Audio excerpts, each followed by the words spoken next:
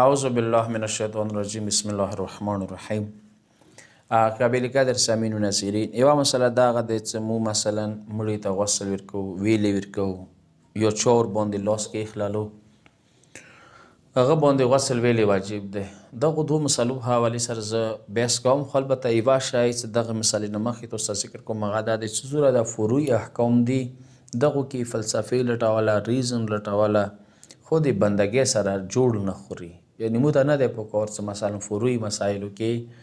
هغه مو ریزن تلاش کوو، چونکې فروعي مسایل کې ټوټل انسان پکار دی سرنډر وي، تسلیم وي، د خپل مولا حکم ته منتظر وي. ته اصول دین کې سوال کوای شي، سوال اجازه ته شته دی، کویشن اجازه ته شته دی، اما فروعي مسایلو کې هغه پکار دی انسان عبادت دی، چونکې فروعي ټول لمونځ عبادت، روژه عبادت، غسل مس میت عبادت، خود میت ته غسل ورکول عبادت، دغو کې ټوله بندګي دی. بندګیو کې ویلې ټکی وی کیوں دغه شی نه پکار دی نه وي ویلي به ما اصول دین هغه رڅي حرف رڅي چې ګویا ما اصول دین پخه نه دي شي اوسه پورې. کله زه ته اصول دین پخه شوله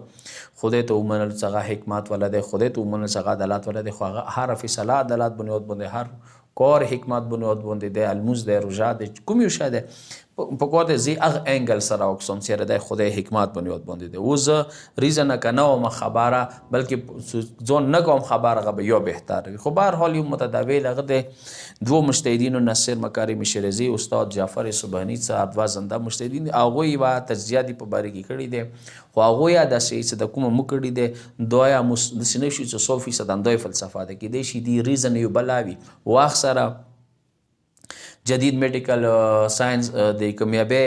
بیس بنیاد باندې کیدای شي د نور پهلوی څرګند شي. دا یو جلک ښیي یا یو پهلوی ښیي، هغه مونی څخه مخه د مکمل پهلوی ذکر کړی دی ریزن بنیاد باندې.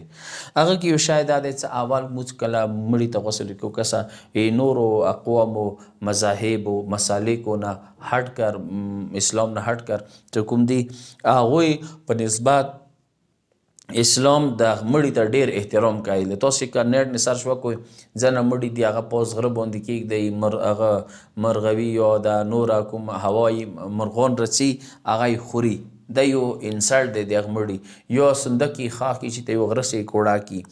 یا مثلا یو ځای وته کندو کې بیا هغه باندې پوسوي و چې نور داسې ګند پچوي، بیا یې هغه کې یو دیګ غونته وي هغه کې بندوي، داسې عجیبه غونته رسومات. یا مثلا هندوستان والا لرګي ونې کې د اور ویر کې اما کاته هغه او اپوزیټ وکس اسلام والا صوره بهترین طریقې سره چې درې خو غسلونه دی هغه کې بیرې والا کفور والا خالص او بیا کپانو ته سپین څاغه احترام سره بیا ګانډې ورکړل شي، بیا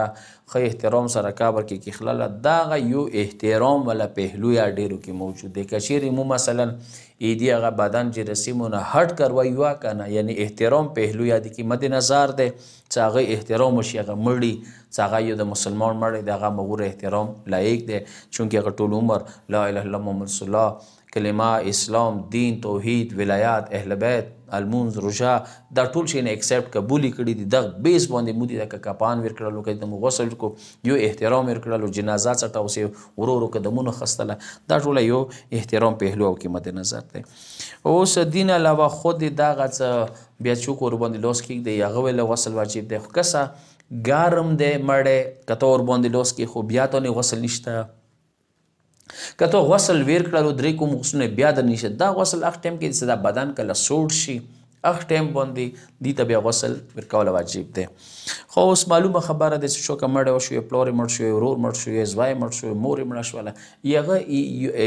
د انسان کوم احساسات دي جذبات دي هغه به قدر کوي. اوس هغه څه هغه هلته څه مړی دی ځان ور باندې چوي، هغه خپل پلار دی مچي کوي څاپې کوي لاس ور باندې کیږدي، نو دغه وخت کې هغه بدن څه سوړ شي معلومه خبره دی هغه بدن کومه روح وتل دی هغه کوم شدت سره وي بدن پرېږدي او هغه بدن اندیشون سره بیله پاتې کېږي او کوم دفاعي قوت دی هغه د ختم شي. کله دفاعي قوت ختم شي نو ځنه وبا بیماری یا څه هغه اثار خود به خود هغه بدن باندې رسي، نو هغه